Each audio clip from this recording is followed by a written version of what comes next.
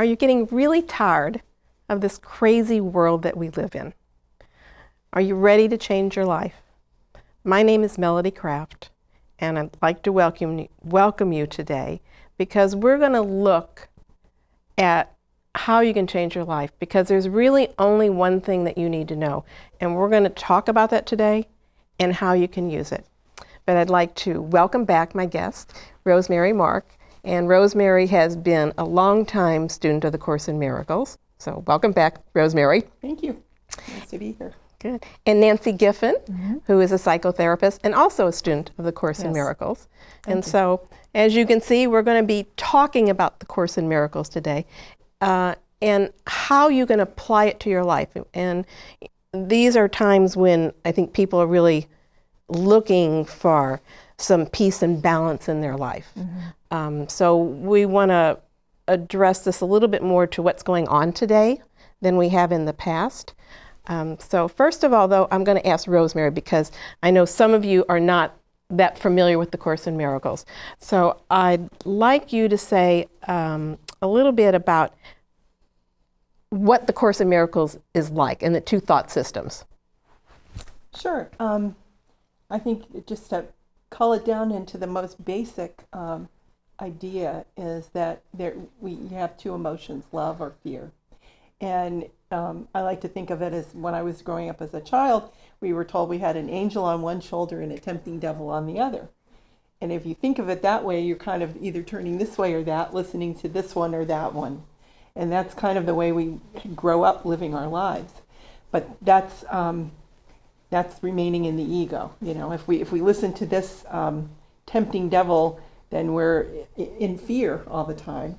And what we want to do is listen to the voice of reason, of the voice of God, the voice of Spirit. So that's kind of our challenge, that mental ping pong that we go back and forth with all the time, and that can really make us crazy. And our what we're striving to do is to move beyond that and to live in a different way. Yeah, and right now I think a lot of people are really having feelings of anger or depression, and they're trying to adjust to what's just happened with our election. And so can you talk about that a little? Because when we are in that place of the egoic consciousness, we are in a place of fear. And we know on a physiological level, when we're in fear, that we can't think.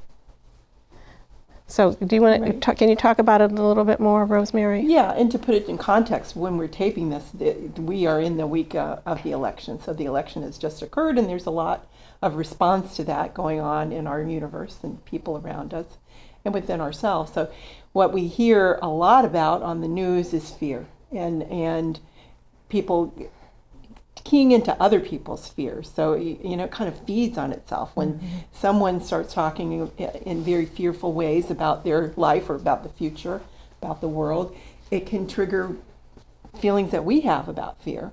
But there's always a choice. And what we come back to is that we have a choice. Do we want to engender fear in ourselves and in other people, or do we want to put something else out into the world? Not just to make ourselves more peaceful, but to call that forth in other people, because just as you can light the fear within someone, you can light the love in them too.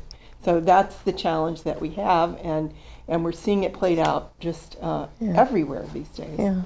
And to just expand on that a little bit, the way the Course is defining fear is anything that's not love. And sometimes people will say, well, I don't feel afraid, I feel angry, or I feel confused, or I'm frustrated or disappointed. And those are all examples of not love. And so it does go into that pot, which is just called fear, even if people aren't necessarily feeling fear in a way that they kind of generally would define it for themselves. Yeah, because sadness is a component of fear. Yeah. Did you want to elaborate on the sadness piece? How people can address that? Well, I think it's just part of that. It's just the other. You know, what Rosemary's talking about, there's this side which is love and this side which is everything else. And the Course talks about it as fear, but anything that's not sitting over here, or when we're not in this place of just expressing love or feeling love, we're just in the wrong mind. We're in the wrong mindset. Yeah. So I said initially that there's just really only one thing that we need to know to change our life. And that is we are the decision maker. What that means is that we have the power to choose where we want to focus our thoughts, where we allow our thoughts to linger. So we don't have to be a victim to circumstances. We can make the choice where we want to go. Yeah. And I think a lot of people kind of forget that when they get caught up in it. And some people will say, well, you know, I'm just one person, what I can do. But one person can do a lot. And you have to remember that we are responsible for our own lives, the choices that we make. Well, first of all, I think that there are some people who don't understand that they are not their thoughts. Let's put it like that. Yes. And so that idea of having any control over your thoughts is confusing, because that's a place where some people, that just never occurred to them, that they don't have to be their feelings or they don't have to be their thoughts. And then someone may suggest for them to go to a meditation class, for example, and they perhaps think the goal is to get rid of those thoughts. And we know that it's kind of impossible, that those thoughts are just kind of running through our head.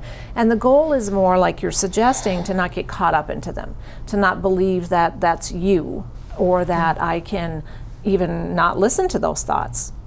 I can just kind of let them come in one ear and out the other, and I don't have to take ownership of them. That's a foreign thought to some people. Mm-hmm. Yeah. So basically we're saying our thoughts determine the world that we live in. Mm-hmm. Okay. And this is so important. So whatever we choose to focus on, that's what's going to grow in our life. Yeah. Yeah. And our thoughts are not us. They're just a thought. And, you know, thoughts have energy. I know the Course in Miracles talks about really there is no energy, but we have to understand this from where we are right now. Mm-hmm. And slowly step into this process mm-hmm. of understanding the real authentic us, who we are. So I'd like to talk a little bit about the fact that there's no difference between what we see and what we think. Okay. Do one of you would like to jump into that? So I'm really talking about projection makes perception. Mm-hmm. Yeah, it's a tough one, really, because we think that the world outside and what we see is what's real, and then maybe somebody comes along in your life and you've had the same experience and they have a completely different point of view. Yeah. It could be just a witness to something. An occurrence. They've done this, they do this experiment in classrooms all the time, where a teacher will have arranged for someone to come in and do something dramatic and then leave the room, and then they ask all the people in the classroom, what did you see? And invariably, people see different things, and it's really based on their perception. Maybe they see the height of someone, or they see what they were wearing, or whatever mm-hmm. it is what they witness, because that's what they're focused on. So if we look at the lenses with which we look at life, it colors everything. Mm-hmm. And our experience is based on that. So how we react to what we see is what we're really talking about. And then it goes even further because all of those feelings and thoughts and beliefs that we have about the world that become the lenses that we see the world, we think that's who we are. Yeah. And we're more than that. We know we're more than that. Yeah, it reminds me of this tape that is often shown in management classes or therapy, when you're learning therapy, that sort of thing, to demonstrate this idea that we're talking about. And they have people out on a court playing basketball. And what they ask the people to do is count the number of times the people in the white shirts make a basket. And so people are very busy watching the people in the white shirts, and they're counting the number of times that they make a basket, and then they end the tape. And then the presenter will ask, how many of you saw the person in a gorilla suit come out and dance around on the field? And more than half of the people generally do not see this person in a gorilla suit because they're so focused on something else. And so this is a kind of, to me, it's a funny example of how your perception, look how much you missed because you were focused onto something else. And for people, to talk about this question on the more physical level, I see this all the time in my psychotherapy practice, where people's brains, which we need to clarify is not our mind, that people's brains are wired to look for evidence to support whatever theory that person holds about life. So for example, if a person believes that nobody likes them, they go out in their day and look for evidence to support this theory that nobody likes them. And it's probably going to happen. There's just people who are maybe unthinking, but again, through that lens that they're looking through, that feels very personal and feels very much like that person did that to me, therefore they don't like me. And they're missing all of the other things that are happening where people are very kind to them. So now they've just reinforced this thought system that the world is unkind because of their thoughts. And again, it's just that perception and what they're looking for. And that becomes a part of their identity. Exactly. I'm a victim. So no matter what happens, they're going to perceive themselves as being a victim when it's not actually happening. And walk through life looking for opportunities to reinforce that belief. Right. And So to if create that's that the belief. Yeah. That's the other thing, because if you're feeling, for example, that no one is going to help you, and you generally are entering situations maybe on the defensive or maybe ready to not be liked. And so the energy that you're exuding is probably not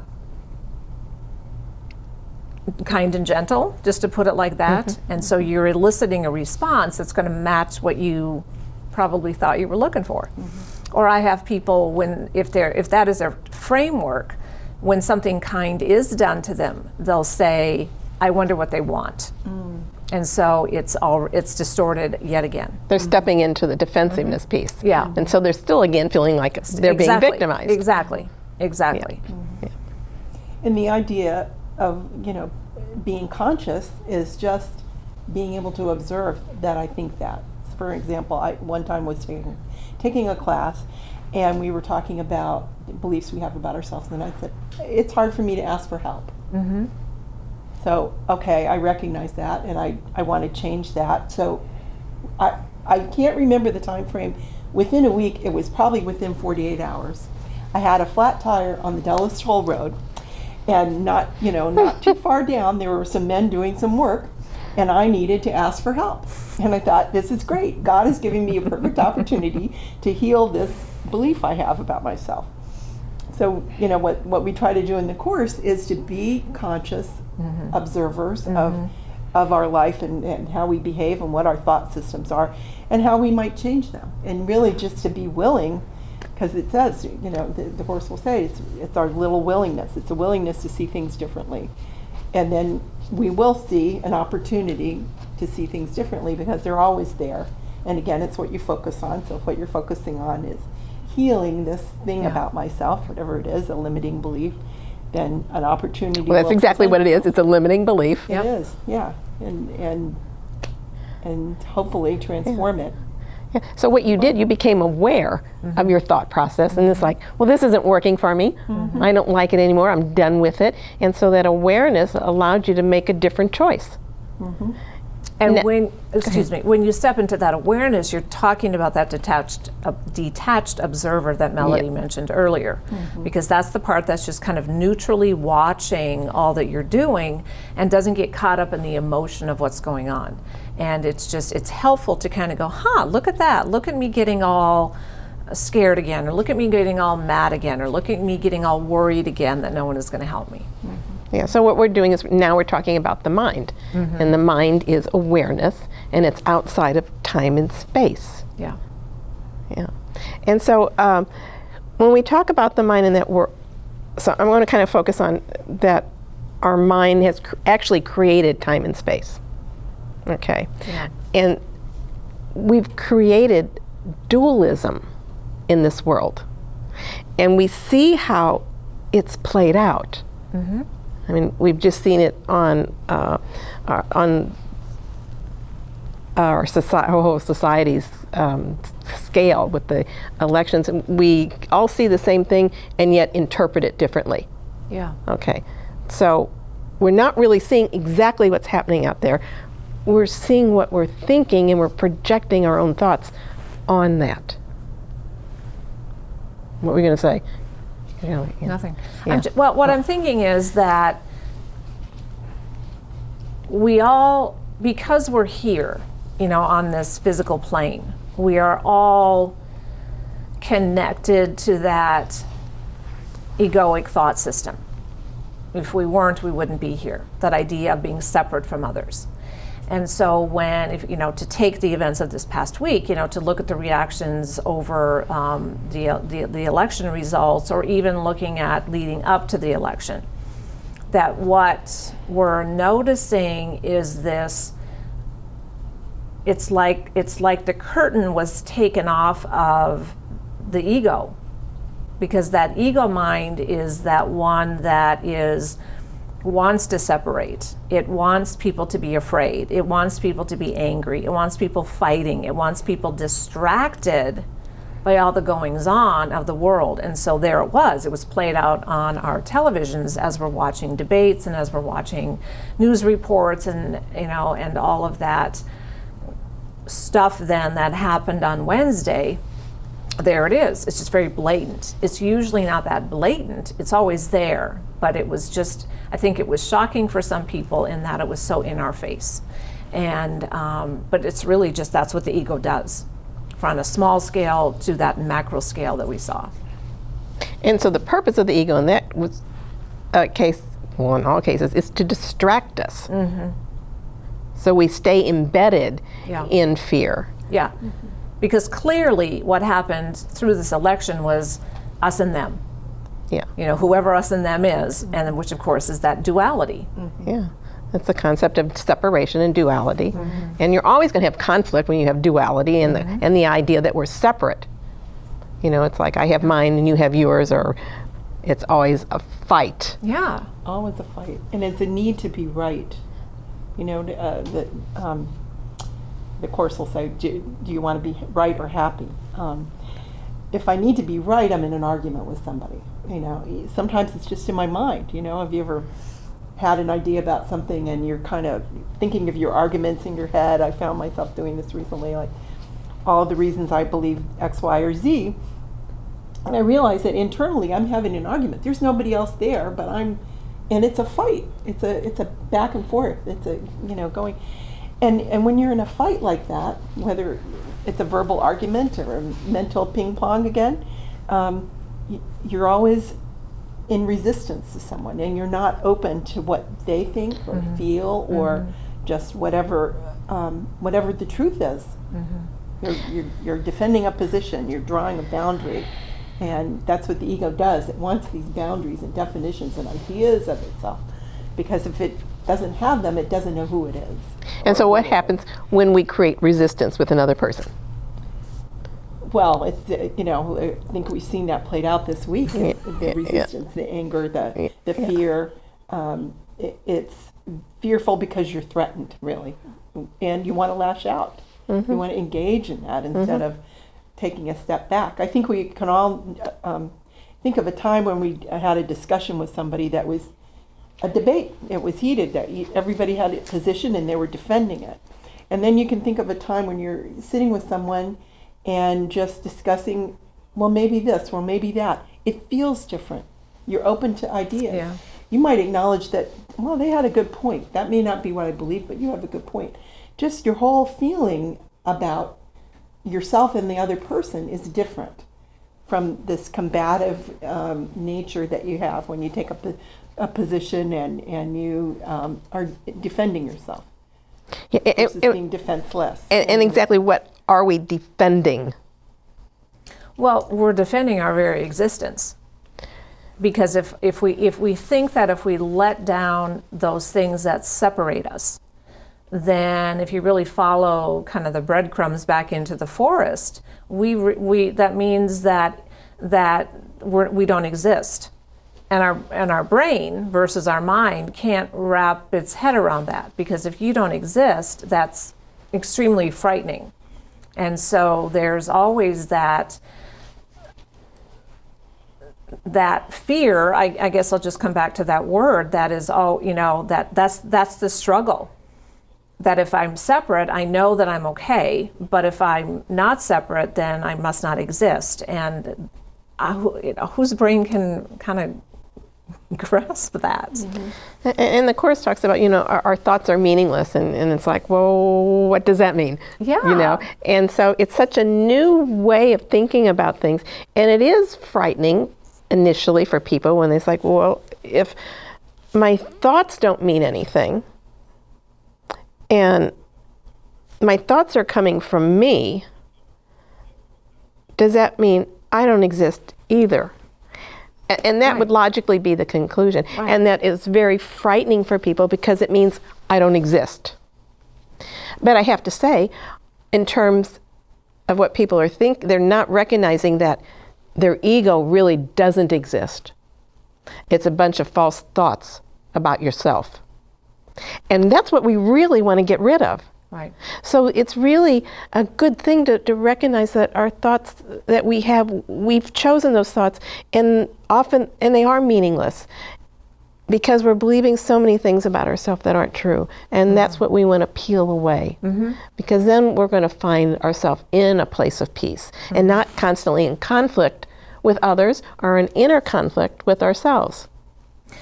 So what happens, like in a week like this, is that egoic state, that the ego, we'll just simplify and call it the ego, is exposed.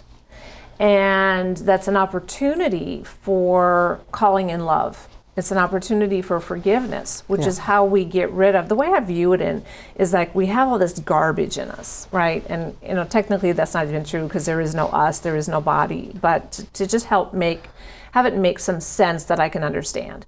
So there's all this like garbage in there that needs to come out. And every time it comes out, we see it out there, obviously, that someone else's kind of bad behavior, someone else, because we're always pointing the finger.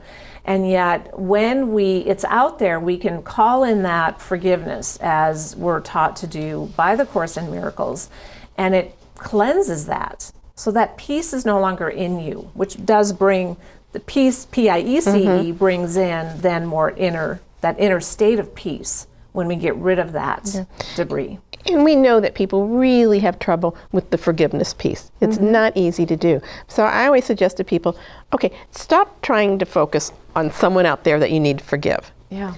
Forgive yourself for having trouble trying to forgive.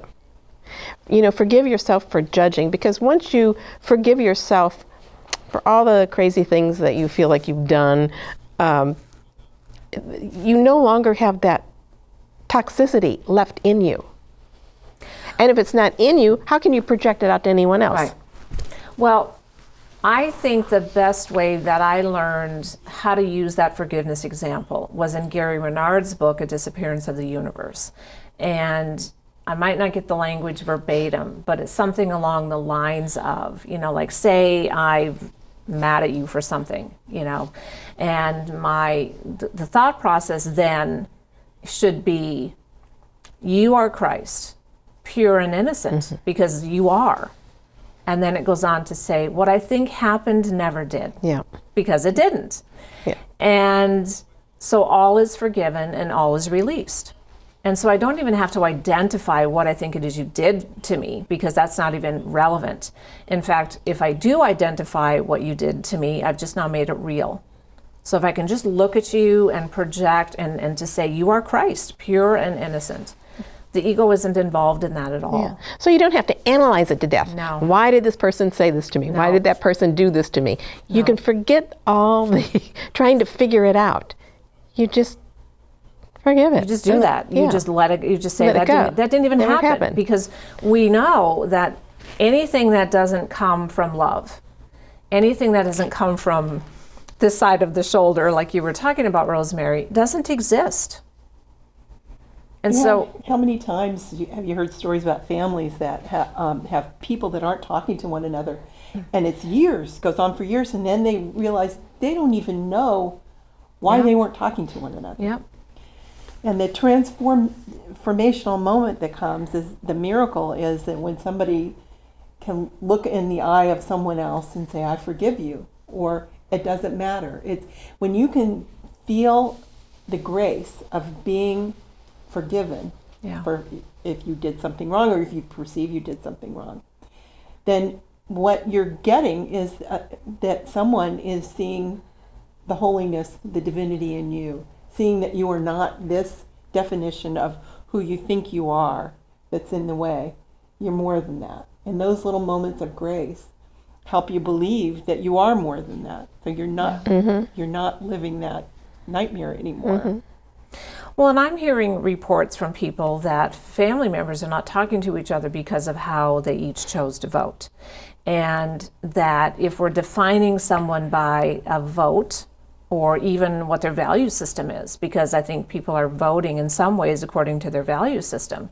And it takes away exactly from what you said. That's not you. That stuff is not real. And if you just look at someone and in their pureness, that state of innocence and purity, the other stuff which doesn't exist doesn't matter.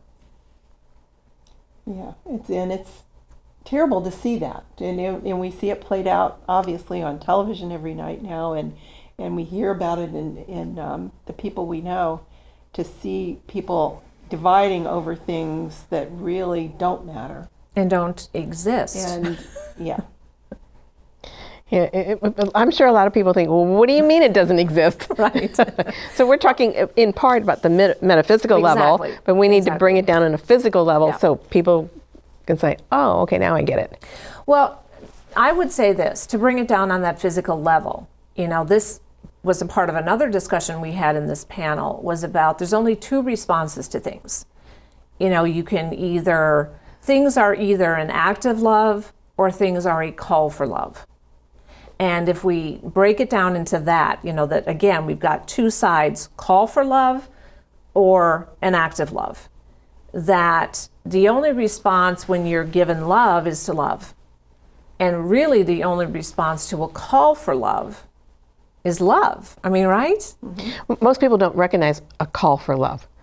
So when someone is really angry, that's really a call for love because they're feeling very frightened. Yes. And they want to feel safe. They want to feel love. Yep. And instead of recognizing and looking at it, they react defensively and project out their anger on someone else. And if that person that they're projecting to does not recognize it, then we've got the conflict going on. Yep. And then there's our dualism. And there's a dualism.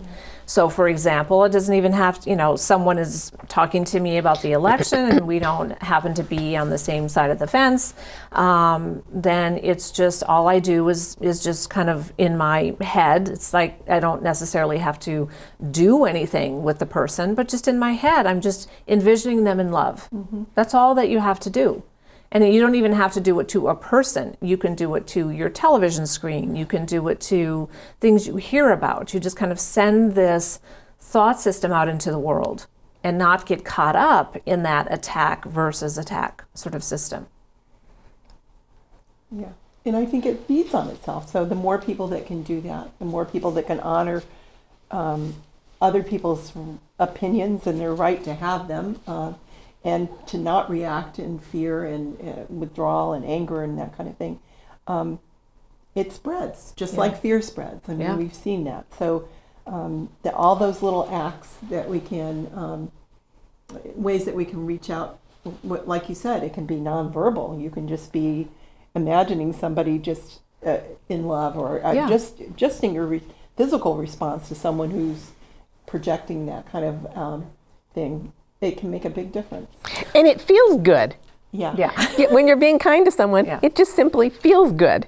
Well, think about you all. I don't know, if I had a bad day and maybe I come home and I'm grumpy, I don't want somebody to yell at me. I want someone to just maybe give me a hug or, some act of love in that sort of way. Mm-hmm.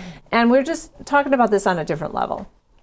But the last thing I want if I'm feeling sad or scared or angry even is someone turning their back on me. Mm-hmm. And again, it goes back to consciousness, because the calling for love can take a lot of different absolutely forms. And just to be able to recognize, especially when you're in a close relationship with somebody, what their form of calling for love looks like. It may not. But can look like you that think of to some most people. examples so people that are listening to this like, well, I don't know how I would identify it.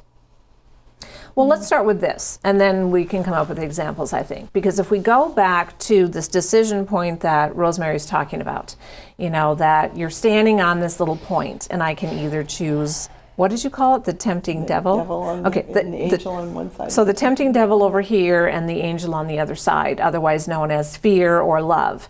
And if we're sort of standing here, first you have to have this awareness that you're standing here and that really anything that doesn't fit into the category of love or this angel side is this. And so it can be grumpiness, it can be sadness, it can be Depression, anxiety, It could be worry. somebody worry. pushing you away when really what they want from you is love. It can look like a lot criticism. irritation, cutting someone off in traffic, those sorts of things. And if your knee-jerk reaction is to react to what they're doing, then you've gone out of where you want to be. And You've chosen this. You've chosen fear. Again, I mean, you've chosen to react instead of. Yep. And we can't really break this pattern until we become aware of it. And I think often people are just kind of on automatic remote until we reach a point in our life where it's like, okay, I've really had enough of this stuff and there's got to be a better way. Yeah, so if you start with the conversation we started with, was kind of that idea that our thoughts were not our thoughts. Let's just start there. We are not our thoughts. So that increases the awareness because now you've just added a stop point or a pause point when you can go, well, if I'm not my thoughts, do I have to keep thinking of this? And so each step along the way, there's kind of these little choice points that can, get you ultimately to here. And that's the detached mind again that you mentioned. That's what helps you do that observer instead of the reactor. And they're the blocks on the road, that as you go along in the path, there's this block and this block and this block, and mine are going to be different from everyone else's. But the Course says it's about removing the blocks to the awareness of love's presence. So love is always present, and I have blocked it for whatever reasons. Maybe something that happened in my past or beliefs or my culture, whatever that is. And when we bring awareness into that, we can observe what we're doing and how we're reacting and choose again. Yeah. And people find it hard to quiet their mind. And there's a reason for that. So, and the reason is that if we get quiet, we start becoming aware rather than listening to the voice of the ego.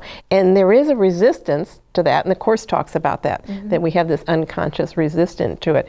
And so we want to talk about that, why we're resistant really to healing.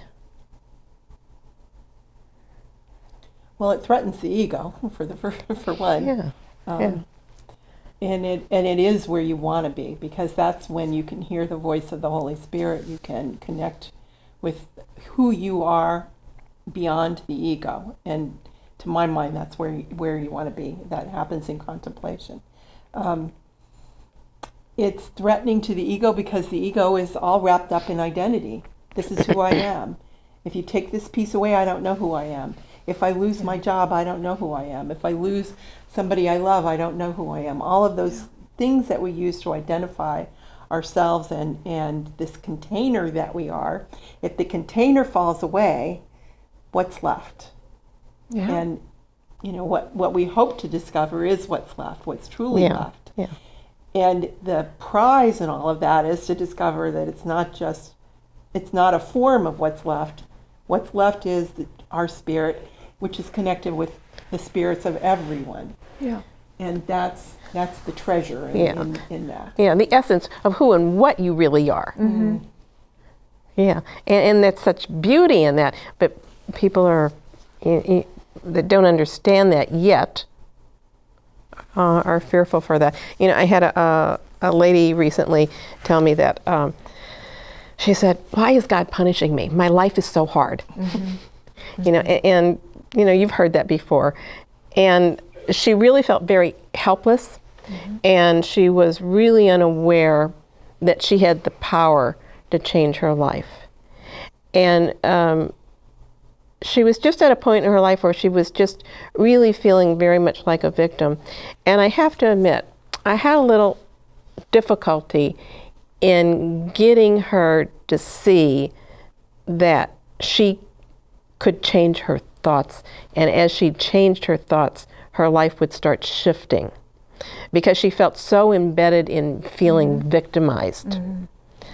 And I have to say, I'm not too sure just how much she understood, because she was so deeply embedded in that fear.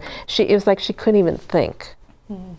And so I would say for individuals that feel like that, you know, they need to feel obviously safe, because if you don't feel safe, you can't explore yourself and you can't think about your thoughts. And so, Nancy, you know, being a psychotherapist, what do you do? How do you help people in that sense? Well, that victim energy that you're talking about is a difficult energy to work with, because a person who kind of lives in that state feels utterly powerless. Yeah.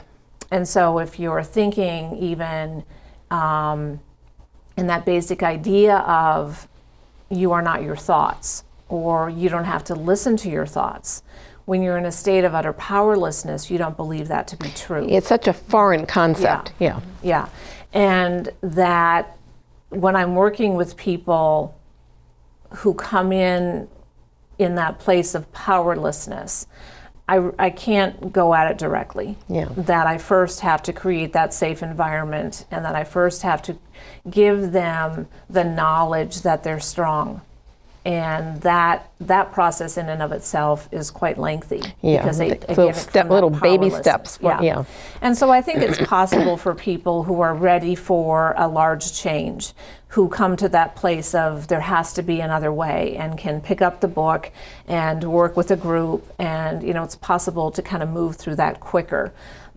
But in my experience anyway, because I'm not getting people coming to me who are saying, teach me about A Course in Miracles, they're coming for therapy. That it just it's a slow process, I'll put it like that. Yeah, and I'm thinking of this one lady again, and I get a lot of people that come to me because I do soul path work with individuals. And I had suggested to her, I said that I thought it would be very good for her to see a therapist, because and her response to that was, no, they just judge me. Right. And so really just about every suggestion I had was a defensive piece. No, they'll judge me, they'll criticize me. Yeah. And she would have benefited so much from having an ongoing relationship with a therapist. And so it was a difficult nut to crack.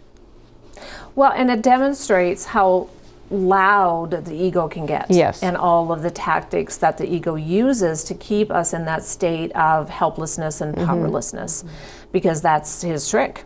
Not that the ego's a man necessarily, but that's the trick of the ego, is to keep us confused, keep us scared, keep us, kind of buzzing around in that place of helplessness, because then the ego is reassured that it will never be tossed aside.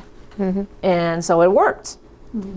Wasn't it Jung who came up with the idea about resistance when he noticed in his patients that... That was Freud. That was Freud, yeah. Okay, that they didn't necessarily want to get well. They were arguing for their limitations. Oh yeah, absolutely. Over and over again. Absolutely. Because it was their identity. That's how they saw themselves. Like, don't tell me, who I am and who I'm not and what I'm capable of, because this is who I think I am, and I have to protect that at all costs. Well, and if we talk about another element of A Course in Miracles, which I don't know that we've talked about yet in this series, is this idea that we are fearful. This is kind of the metaphysics of things. We are fearful that God is going to strike us dead. That we have wronged him and that he is going to punish us. And so the victim is really the perfect way of saying, look how I suffer so So you need to take care of those people, talking to God, you need to take care of those people who make me suffer so. And it's a good dodged sort of effect. That again, I'm helpless in how mean people are to me, and therefore I'm innocent, and therefore you can spare me. Mm-hmm. Not that people are thinking that necessarily, but that's what's happening. Yeah, on an unconscious level. Yeah. If you become a victim, you're really punishing yourself, and say, so you don't need someone else to do it for you, but yet that's what happens. Yeah, so the other piece of the victim is the lack of responsibility. Yeah. And what we're both kind of suggesting is that a person take responsibility for their life, but first of all, feeling powerless, they don't think they can, and then they're not sure they want the responsibility for it. Okay, so I'm going to turn this question around a little. So let's apply what we've been talking about today for people who are feeling victimized after the election. Mm-hmm. What can we say on a practical level, not necessarily on a metaphysical level, that they can do to feel safe and empowered and move forward and not get stuck in anger and fear? One of you. For each person, to put that question to yourself of what action can I take? You know, am I reacting because I feel strongly about a certain issue? Mm-hmm. If there's an issue I feel strongly about, what can I do to devote myself to achieving the goal of whatever that particular point of law is, or whatever it is? Where can I find my power in this? Because that's the difference between being a victim and not. What power can I take? And maybe it's just in healing relationships around me with other people who think differently from me. Maybe it's help forming some law that they want to see enacted. The idea is, the solution to not being a victim any longer is to take power in some form, whatever that looks like for you, and it will be different for everyone. Yeah, good point. And Nancy. also that idea of, when people are just attacking and attacking back, the question is also, how is this useful? How is this beneficial in any way, shape, or form? Where does this get us? And so if we're reacting with that energy, or even sort of the love of what you want to see change, and using that passion that people are having right now in being angry, using that passion in a more useful way, is just beneficial. Mm-hmm. Not necessarily that what they want will happen, but it's just a better way to channel that energy.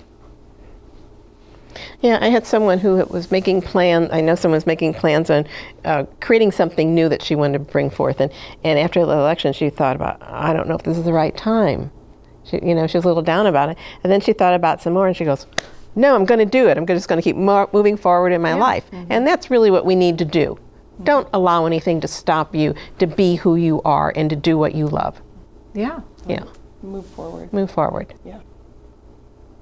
I the next day registered a domain name called Spreading Harmony, because it's something I've been wanting to do.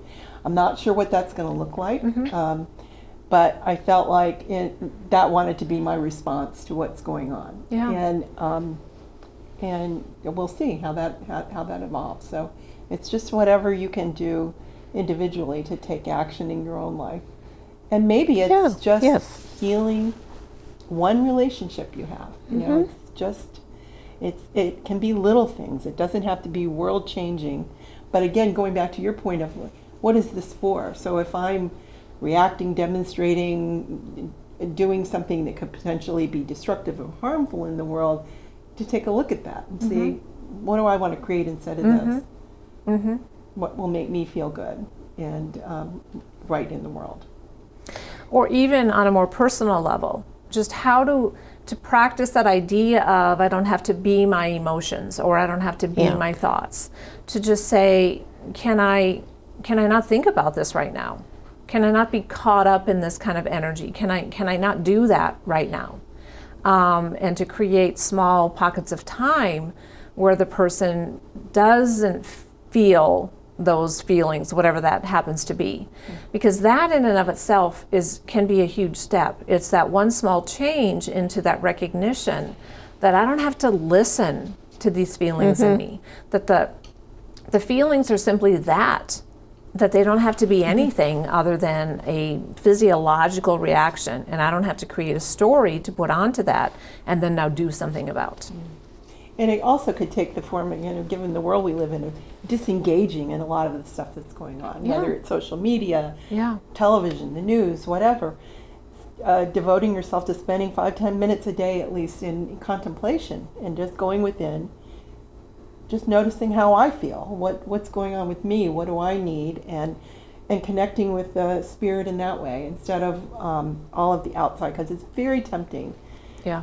these days to get so triggered by all those outside forces that are coming at you. I think it's really the work we have to do coming forward is to really make separations in those parts of our lives, because it permeates everything and it's just going to get worse, I think. Yeah. And do something that you love, Yeah. because it has such a powerful effect on how you feel. Yep. Because really what you're doing is you're listening to the voice of your soul when you're doing what you love. And so you're disengaging from all the madness around you. And you can't change anyone else, but you can change yourself. Yeah. Yeah.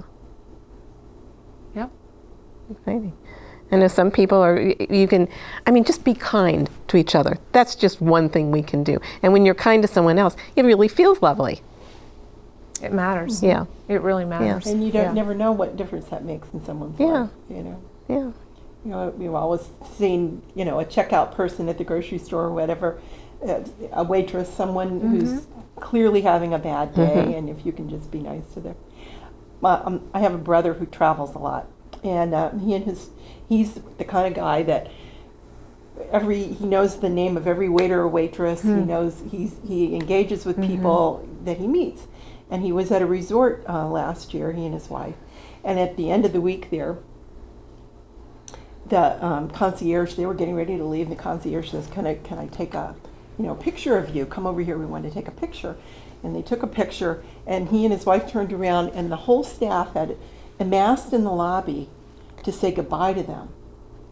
And my brother burst into tears. I mean, it was all these people who were it was another country, people who probably typically were not even engaged, made eye contact with by the patrons, were so thankful for somebody to be that way and to show up in their life that way, that they expressed their appreciation to him. And it was so it touched him so deeply. Yep. So it was such a great example of how you can react and what it can trigger in other people. Yeah. They can have a different point of view about your culture just based on the way you behave. Clearly you're an expression of love. Yeah. Yeah. And it can be that simple. And see the power in that? There's real power in love. In fear, there's none. No. And it has repercussions you just don't know anything about. Yeah. Because it creates resistance. Absolutely. Yeah, I want to go back to something you said kind of quite a while ago about, when you're sitting silent or kind of giving yourself a little rest, and how difficult that is for people, because when, the ego feels very threatened when that silence is available. And oftentimes what I notice when I'm working with people is that gives them great anxiety. And that feeling in the body of anxiety is so uncomfortable that you just want to make it go away.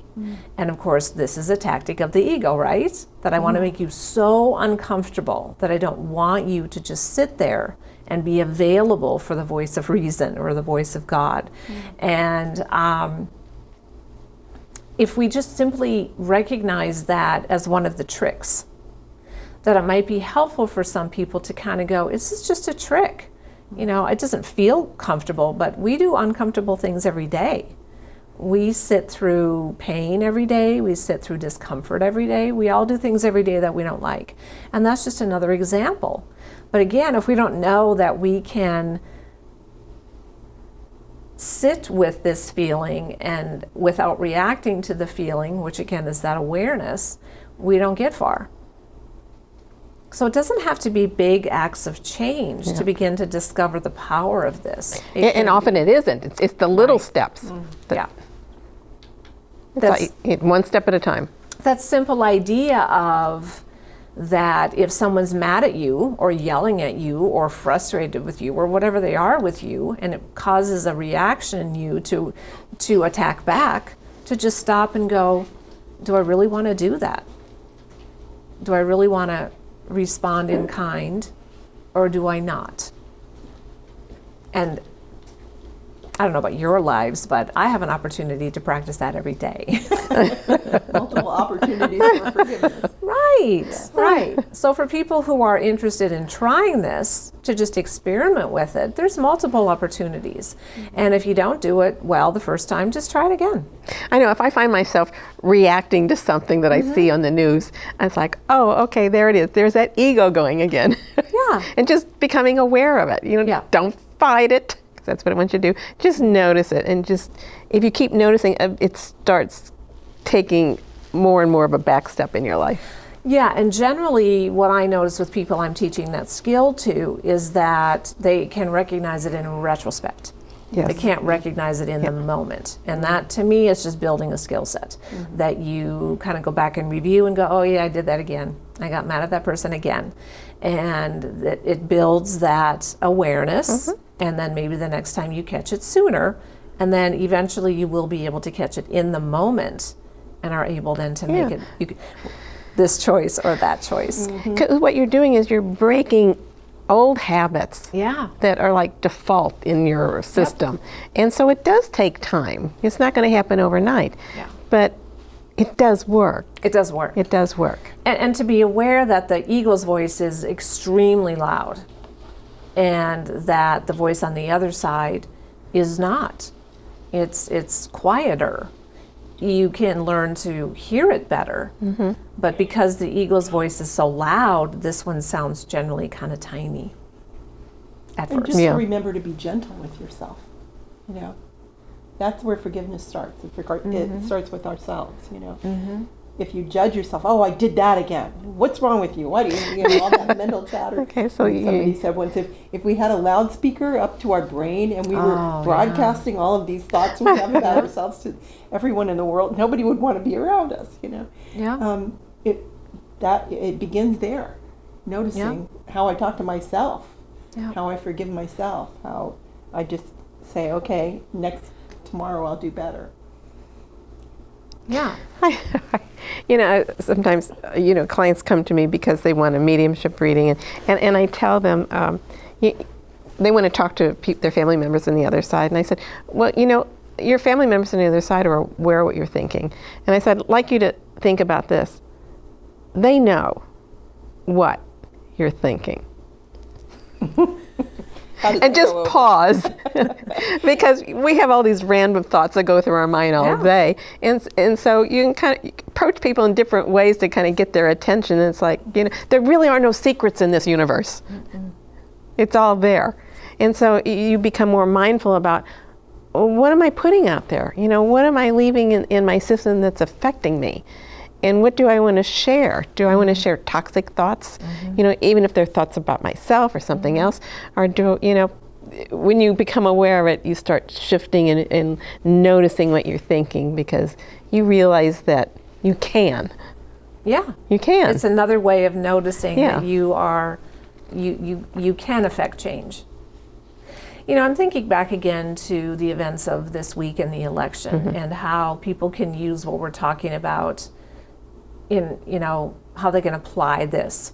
And, just simply that thought of, if you're watching the news and you're finding yourself having that sort of reaction, generally it sort of starts in the pit of your stomach, and it's kind of that clenching, that if you're having that, you can just experiment with, can I step back from this? Can I step out of this feeling? Or if I can't, can I just hold this feeling without reacting to it? Without reacting in my thoughts with hateful thoughts back or fearful thoughts or that sort of thing. And just experiment with it to see what happens, just by asking yourself those questions. Just becoming that observer self, so that you're not in reaction. You're just observing your behavior Yeah. and just asking those open-ended questions. I think that's a great place to start. Yeah. And it's always there. It's just waiting for you. Yeah. It's always there. Multiple opportunities every day. That's right. Every day. I don't know We anyone who do. doesn't have 'em. Every minute is an opportunity Yeah. to change the way we're thinking. Yeah, to do what you opened this time with. You know, which shoulder, which voice, that's being whispered in my ear. Which way am I going to go? It's a simple. It's that. It comes. And that's very simple to think about. Which side am I going to listen to?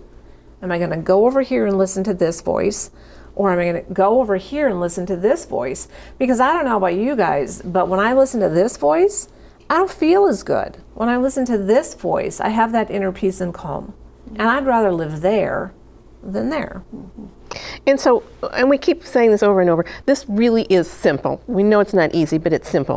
We just have two choices. And we're the decision maker. We have the power to choose which voice we want to listen to. Yeah. So do we want to live in fear, or do we want to live in love and peace and compassion and kindness? And just by simply, becoming aware of where my thought is, you can shift from all the misery and suffering that you've done in the past and shift to this side. And you don't have to analyze the stuff to death. The ego loves you to analyze it because you just get more deeply embedded into it. Just become aware of it, recognize it. Don't beat yourself up when you notice you're here. Just then shift. Just be really gentle with yourself. Yeah. And it may feel, difficult initially, but if you keep practicing it, it's like anything. You get good at it. Yeah. It becomes easier. And that's what I love about it. It is simple. It's A or B. Which one? You're at the fork in the road. Which road are you going to take? And that it is not complicated, but it is a good point that you said it's not easy to do because we're going against this grain that we've been following forever.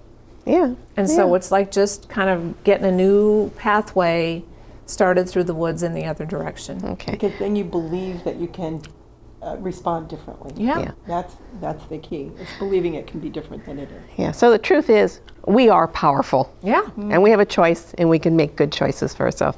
So I do want to thank you for being here again today, and I want to thank the audience. And I'm Melody Krafft, and I want you to remember that you are the decision maker, and you do have the power to change your life. So see you next month. Thank you.